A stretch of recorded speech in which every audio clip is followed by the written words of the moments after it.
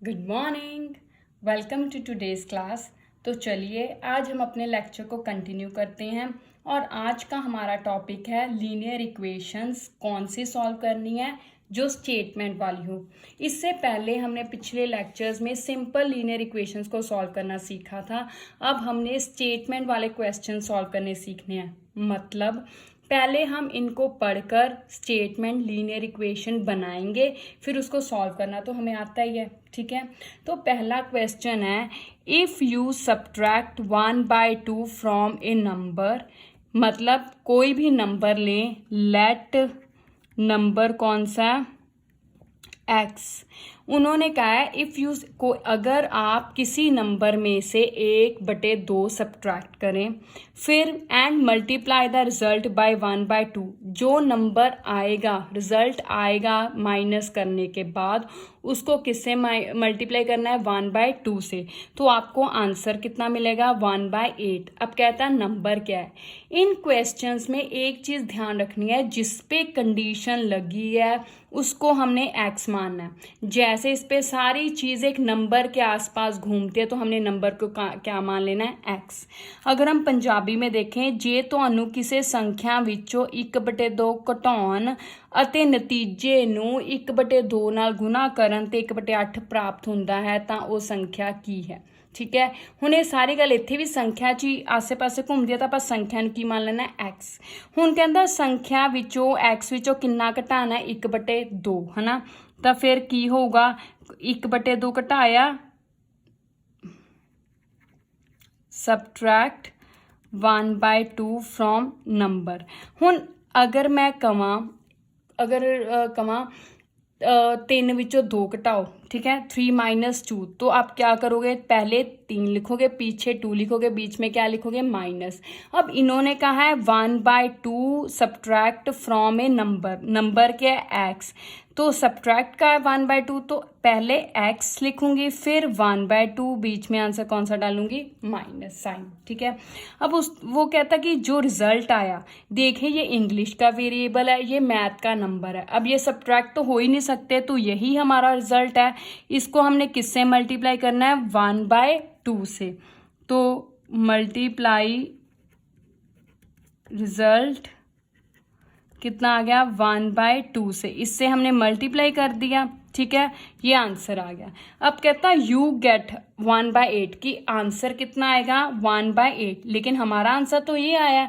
तो इसका मतलब क्वेश्चन के अकॉर्डिंग क्या होगा आंसर, इसको मल्टीप्लाई करने से कितना आंसर आएगा, 1/8, ये आ गया। तो अब हमने इसको सॉल्व करना है। सॉल्व कैसे करना है, ये बाहर वाली ब्रैकेट को अंदर मल्टीप्लाई करें, ये आ गया, प्लस माइनस माइनस, 1/2 को 1/2 से मल्टीप्लाई किया, 1/4 इज इक्वल्स टू 1/8। क्यों, देखिए 1/2 को 1/2 से मल्टीप्लाई करूँ, 1 1 ज़ा 1, 2 2 ज़ा 4, ये आता है। अब वैसे कैसे सॉल्व करना है, x/2, ऐसे ही इस टर्म को इस तरफ लेकर जाऊंगी, बिना एक्स वाली है तो इस तरफ लेकर गई, तो इसका साइन क्या कर दिया, बदल दिया, प्लस हो गया। अब यहाँ पे बटरफ्लाई मेथड, पहले इसको इससे मल्टीप्लाई किया 4, प्लस इसको इससे मल्टीप्लाई किया 8, नीचे को नीचे वाले से 32, ये आ गया। अब 4 और 8 के सेम साइन है तो ऐड किए, कितना आया, 12/32। अब x के साथ कितना है, 2 कहाँ पे है, नीचे, तो दूसरी तरफ कहाँ पे जाएगा, ऊपर। तो x कितना आया, 12 × 2/32। अब इसको आप 24/32, अब इसको आप 4 के टेबल पे कर सकते हैं। 4 6 ज़ा 24, 4 8 ज़ा 32। अब ये 2 के टेबल पे फिर जा रहा है, 2 3 का 6, 2 4 का 8, तो आंसर कितना आ गया, 3/4। तो ये आंसर है। ठीक है, अगला क्वेश्चन, स्टेटमेंट में सिर्फ हमारा मेन जो एम है वो क्या है, स्टेटमेंट को पढ़ के हमने सीखना है कि हमारे पास इक्वेशन कैसे बन रही है। अगर आपको इक्वेशन बनानी आ गई तो सॉल्व तो हमने करना सीखा ही हुआ है। ठीक है, तो चलिए एक और क्वेश्चन ऐसा देखते हैं। वो कहता 3 consecutive integers are such that when they are taken in increasing order, मतलब कहता है कोई भी 3 कंसेक्टिव इंटीजर्स लीजिए, जैसे x+1 x+2 इंटीजर्स, मतलब जैसे 2 3 4 है, ये लगातार नंबर है ना, तो ऐसे यहाँ पे तो लिखा नहीं कौन से है, तो हम जर्नल लेंगे x+1 x+2। अब उनको इंक्रीजिंग ऑर्डर में लेना है, यानी कि पहले सबसे छोटा, फिर उससे बड़ा, फिर उससे बड़ा, और मल्टीप्लाई बाय 2 3 4, यानी कि पहले को 2 से, दूसरे को 3 से, तीसरे को 4 से मल्टीप्लाई कीजिए। दे ऐड, फिर उनको सबको ऐड करके कितना आंसर आया 74। अब कहता फाइंड द नंबर्स, जो नंबर्स हमने लिए थे वो कौन से थे ये पता करना है। 3 लगातार संपूर्ण संख्यावानुवाद्य क्रम विच, ये वही मतलब हो गया। तो पहले अब हमें नंबर्स चाहिए, सारी बात नंबर्स के आसपास घूमते, तो करेंगे लेट नंबर्स कौन से हैं, x+1 x+2 ये है। अब सीधा अकॉर्डिंग टू क्वेश्चन, अब इन नंबर्स को पहले हमने किससे मल्टीप्लाई करना है, पहले तो इंक्रीजिंग ऑर्डर में लेने थे, तो ये सबसे छोटा, इसमें एक ऐड करते तो ये इससे बड़ा हो गया, अब इसमें एक और प्लस कर दे तो ये उससे बड़ा हो गया ना, तो हमने इंक्रीजिंग ऑर्डर में ही लिया है, ठीक है। अब मल्टीप्लाई किससे करना है, 2 3 4 से, तो चलिए करते हैं 2x 3 × x+1, ये पूरी टर्म को 3 से करना है इसीलिए ब्रैकेट डालिए, इसको हमने करना है 4 से, ठीक है। पहले को 2 से, दूसरे को 3 से, तीसरे को 4 से। दे ऐड, अब इनको ऐड भी करना है तो बीच में कौन सा निशान डालना है, प्लस। कितना आंसर आता है 74, तो 74 इतना आया। अब हमने देखना है हमारा कितना आंसर आया, ये 2x पहले ब्रैकेट सॉल्व करेंगे, प्लस 3 को x से मल्टीप्लाई तो होना ही नहीं, वैसे का वैसे, फिर प्लस प्लस प्लस, 3 1 ज़ा 3, फिर 4x वैसे का वैसे, प्लस 4 2 ज़ा 8 = 74 आ गया। अब 2x और 3x, x वाली टर्म्स कितनी है 1 2 3, इन तीनों के सेम साइन है, तो सेम साइन को क्या करेंगे ऐड, तो करिए 2 और 3 5, 5 और 4 9, x साथ में 8 और 3 एक तरह के हैं, इन दोनों को क्या करेंगे सेम निशान है, तो ये बिना x वाली टर्म्स है, तो बिना x वाली टर्म्स कहाँ जाएंगी दूसरी तरफ, तो जब ये दूसरी तरफ जाएंगी तो क्या होगा इनका निशान बदल जाएगा। पहले ये उसी तरह लिख लिया, -3 - 8, तो कितना आया 74, -8 और 3 सेम साइन है तो क्या करेंगे ऐड, 8 में 3 जोड़े 11। अब 74 और 11 के अलग अलग निशान है तो क्या करेंगे माइनस, कितना आया 63। अब 9x के साथ, तो इसको कहाँ जाना है ऊपर लिखा है तो नीचे जाएगा, तो आंसर कितना आ गया 63/9। 9 के टेबल पे 63 कितने नंबर पे जाता है 7 पे, कितने नंबर पे 9 जाता है 1 पे, तो आंसर कितना आ गया 7। तो अब नंबर्स क्या हुए हमारे पास, x x+1 x+2 थे ना, मतलब 7 7 + 1 कितना हो गया 8, 7 + 2 कितना हो गया 9, तो ये नंबर्स आ गए, ठीक है ना। तो चलिए अगला क्वेश्चन देखते हैं क्या है।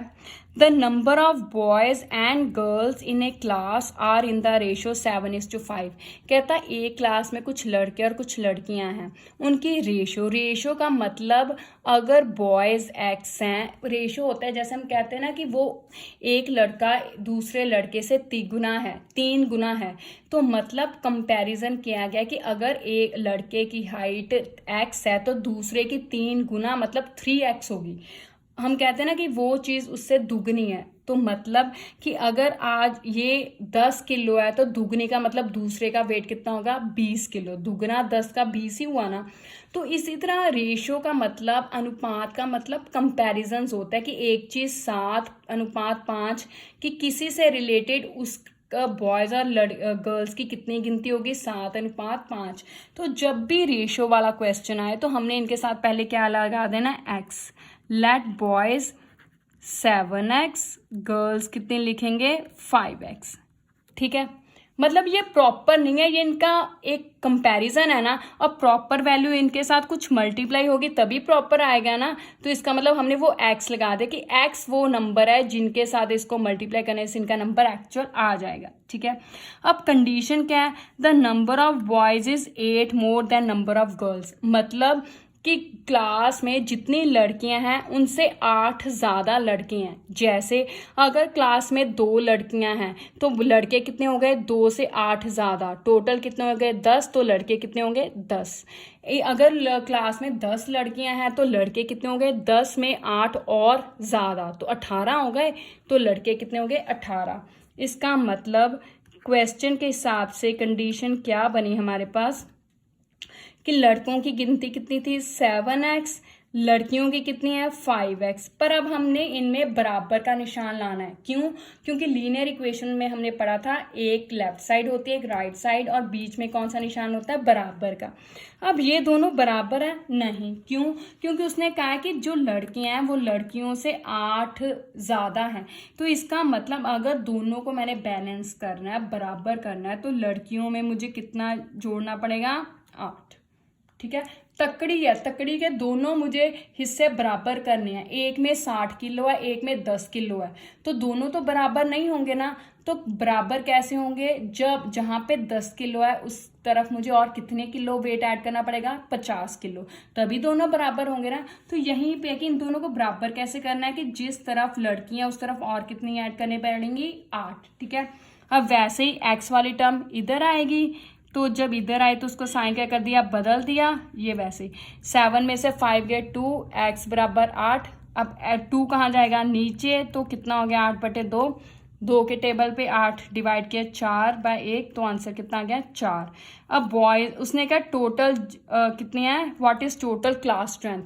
क्लास की कितनी स्ट्रेंथ है? तो बॉयज पहले देखे हमने 7x था ना, तो 7x मतलब 7 × 4 कितना हो गया? 28। गर्ल्स कितनी हुई? 5x मतलब 5 × 4 20। तो टोटल कितने हो गए? इन दोनों को प्लस कीजिए, 28 + 20 कितना हो गया? 48। ये हो गए टोटल। ठीक है, आगे चलते हैं। आगे क्वेश्चन है मेरे पास 15 years from now Ravi's as. ये जो एज क्वेश्चंस होते हैं ना, ये बहुत इंपॉर्टेंट होते हैं। ठीक है, ये क्वेश्चन कुछ ज़्यादा इंपॉर्टेंट है, बहुत बार पेपर्स में आया हुआ है। 15 years from now Ravi's age will be 4 times his present age. What is Ravi's present age? मतलब कहता आज जो रवि की उम्र है उससे 15 साल ज़्यादा अगर देखे तो वो आज की उम्र का कितना होगा? 4 गुना होगा। तो कहता आज रवि की कितनी उम्र है? 15 साल बाद रवि दी उम्र उसकी वर्तमान उम्र तो 4 गुना हो जाएगी। मतलब अगर आज कोई बच्चा 2 साल का है तो 15 साल बाद मतलब 17 साल का हो गया ना। लेकिन दूसरी तरफ वो क्या कर रहा है कि 17 साल उसकी आज 2 को 4 से मल्टीप्लाई करे 8 साल के बराबर का होगा। मतलब उसने कहा है कि आज जितनी उम्र है उसके 4 गुना उम्र उसके 15 साल बाद होगी। तो कहता बताओ आज रवि की वर्तमान उम्र कितनी है? ठीक है, तो क्या करेंगे? जिस चीज़ को पूछा गया है, जिस पर सारी कंडीशंस घूमती हैं, उसको हमने क्या ले लेना है? एक्स। लेट रविज एज क्या हो गई? एक्स। ठीक है, अब 15 साल बाद कितनी उम्र होगी? ऐड करेंगे ना। अगर मान लीजिए आज आप 2 साल के हैं तो 15 साल बाद 15 + 2 17 साल के होंगे ना। तो रवि 15 साल बाद कितने का होगा? x + 15, यही होगा।